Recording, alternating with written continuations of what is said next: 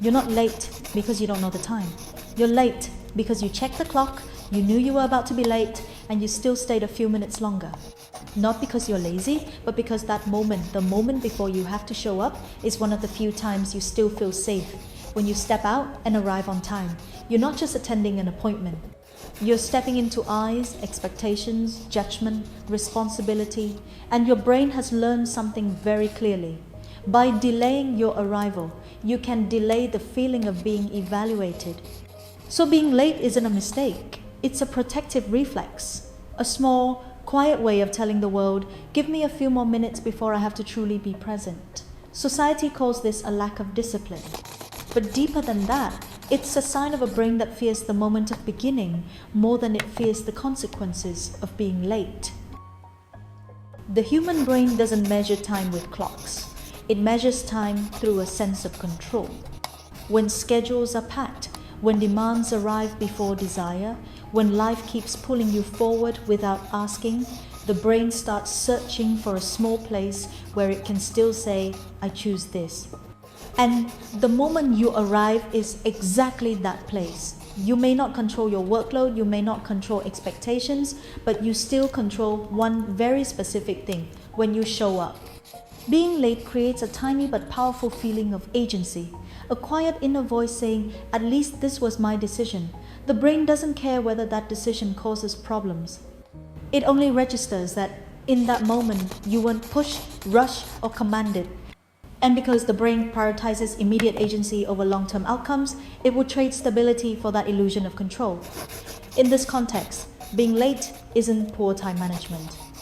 It's the response of a nervous system that's been controlled for too long, trying to reclaim autonomy in the only place it still can. There's one thing your brain is extremely good at, and it's not time management. It's convincing itself that everything will be fine. You don't truly believe you have enough time. You just need to believe it for a few more minutes. Every thought like, I'll make it just a little longer, or this time is different, isn't a prediction. It's a short-term sedative for your nervous system. In behavioral psychology, this is called the planning fallacy. The brain consistently underestimates how long things will take, even after repeated failures. What matters isn't the miscalculation, it's that the brain doesn't update its belief. It learns that false optimism reduces stress right now. When you admit you're about to be late, pressure rises. When you believe you're still on time, pressure disappears. And the brain always chooses the option that hurts less in the present moment. So lateness doesn't happen because you're unaware of the consequences. It happens because your brain prioritizes temporary comfort over the uncomfortable reality of starting right now. When lateness repeats for long enough, the brain stops treating it as a problem to fix. It begins to depend on that state to function.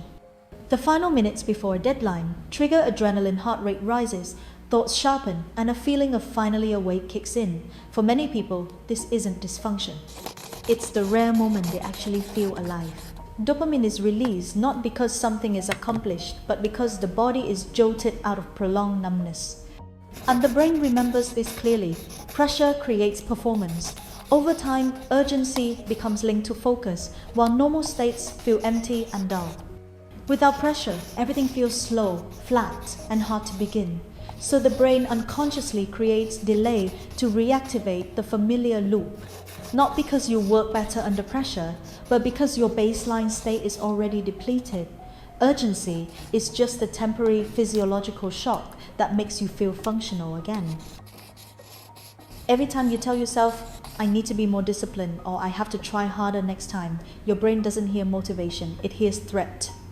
In this context, discipline doesn't mean improvement, it means punishment. When you force yourself to be on time through pressure, your nervous system receives a clear message: starting is dangerous. And as the sense of danger rises, avoidance intensifies. This is why the harder you try to fix it, the later you often become. Not because you're weak, but because your brain is protecting you from feeling trapped, judged, or failing yet again. People who are chronically late usually hate the habit the most. But guilt only raises baseline stress, making the act of starting feel even heavier.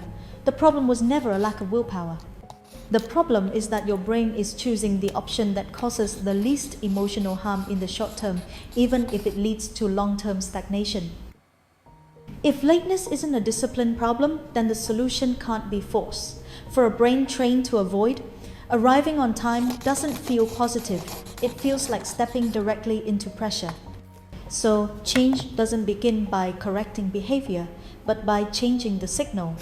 The first step isn't to arrive on time to perform, but to arrive early with nothing required of you. No productivity, no proving, no expectations. This buffer allows the nervous system to experience something new, showing up without threat. When the brain relearns that beginning doesn't lead to punishment, the avoidance reflex gradually loses its grip. Being on time then stops feeling like a command and becomes a natural outcome of a nervous system that feels safe enough to be present. When a sense of safety is restored, your relationship with time begins to change. Being on time no longer exists to please others. It becomes a signal that you can be present without needing delay as self-protection. You're no longer racing against the clock, and you're no longer resisting it. You simply step into the moment when you're ready to be there. Maturity isn't about doing everything faster, it's about no longer fearing the act of beginning. When that fear dissolves, time stops being something that chases you. It becomes space where you can fully arrive, instead of pressure forcing you to constantly prove that you're good enough, fast enough, or ready enough. Lasting change doesn't begin by forcing yourself to act differently, it begins by seeing what's actually happening. The moment you're about to delay isn't when you need more effort, but when you need clearer observation.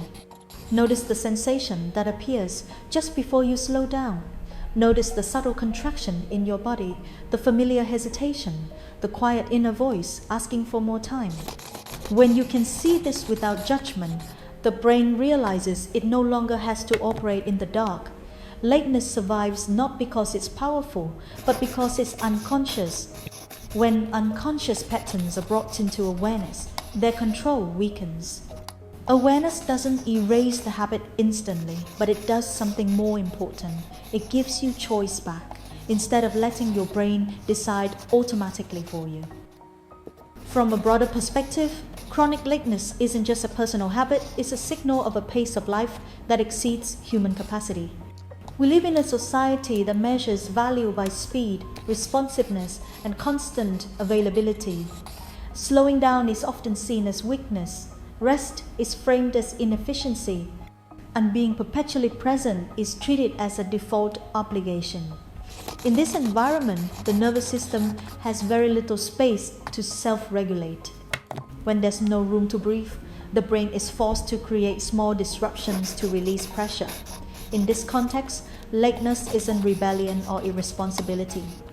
It's how an overloaded nervous system attempts to rebalance itself, even in ways society disapproves of.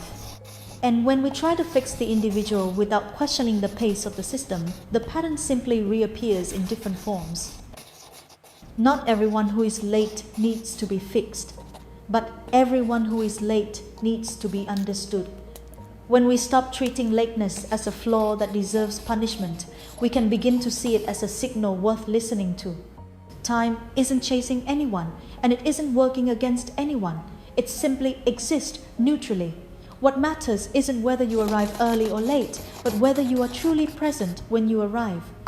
Because sometimes, what makes people late isn't a lack of respect for time, it's that they've never felt safe being fully present. And when that sense of safety is restored, time no longer feels like something that has to be fought.